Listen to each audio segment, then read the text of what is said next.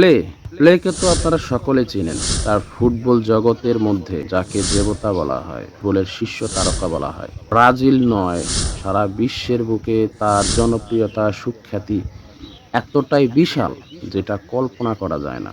Brazil যখন ভাবছিল যে একটি ইন্ডিয়ার কাছে যেরকম তার ক্রিকেটটা ভগবানের মতো, ব্রাজিলের কাছে ফুটবলটা ঠিক সেম। যাই হোক, সেদিকে যাচ্ছি না। আমার আজকের কথা হলো, একটি মানুষকে দেখার জন্য একটি দেশের ভয়াবহ গৃহযুদ্ধ থেমে যায়। আপনারা কি ভাবতে পারেন এটা কি সাধারণ বিষয়? নাইজেরিয়ায় প্লেকে দেখার জন্য ভয়াবহ গৃহযুদ্ধ থেমে যায়।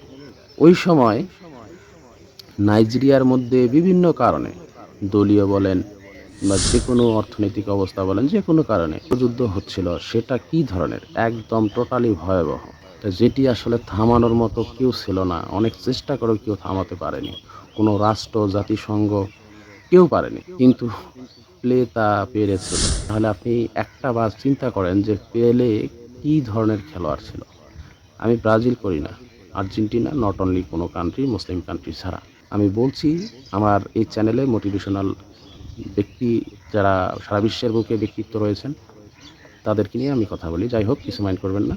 তো বলছিলাম যে কথা, প্লেকে দেখার জন্য নাইজেরিয়ার ভয়াবহ গৃহযুদ্ধ থেমে যায়। যখন প্লে আসে, নাইজেরিয়ার যোদ্ধারা সমস্ত একত্রিত হয়ে প্লেকে দেখতে এসেছিল, এবং ঠিক তখন প্লেকে দেখে তারা সকল যুদ্ধ, সকল ঘৃণা সব কিছু ভুলে যায়। তো প্লের সঙ্গে তাদের একটা ম্যাচ হয়, তারা খেলে এবং অনেক আনন্দ উল্লাস করে। প্লের একটি দাবি ছিল, তারা যেন যুদ্ধ বিদ্রোহটা থামিয়ে দেয়। কারণ যুদ্ধ কোনো জাতিকে ভালো কিছু দিতে পারে না। যুদ্ধ এতটা খতরনাক, এতটা ভয়ঙ্কর একটা বস্তু, যেখানে ধ্বংস ছাড়া কিচ্ছু নেই। যে জাতি যত বেশি যুদ্ধ করেছে, সে জাতি তত বেশি ক্ষতিগ্রস্ত হয়েছে এবং ধ্বংস হয়েছে। পৃথিবীর বুক থেকে তাদের নাম ও নিশানা চিরতরে মুছে গেছে, এবং যেটা সহজ বাংলায় বলতে গেলে একদম মেরুদণ্ড ভেঙে গেছে। এই জন্য আসলে যুদ্ধ কোনো জাতিকে সুফল দিতে পারে না।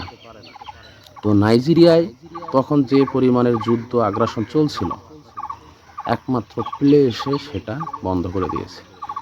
আপনারা কি ভাবতে পারেন যে এটা আসলে কিভাবে সম্ভব? তবে এটা যে আমি মন গড়া বলছি সেটাও নয়। আপনারা গুগল বলেন, ইউটিউব বলেন, যেখানে যান এই তথ্যটা অবশ্যই পাবেন। তো আমি বলছিলাম যে প্লের জনপ্রিয়তাটা এতটাই বেশি ছিল, একটা ভয়ঙ্কর যুদ্ধ তাকে দেখার জন্য থামিয়ে দিয়েছিল এবং চিরতরে সেটা বন্ধ হয়ে গেছে। তো যাই হোক, সুপ্রিয় দর্শক, আপনারা ভালো থাকবেন। এ ধরনের ভিডিও পেতে অবশ্যই সঙ্গেই থাকবেন। আপনাদের ভালোবাসা বেঁচে থাকবো। আল্লাহ হাফেজ।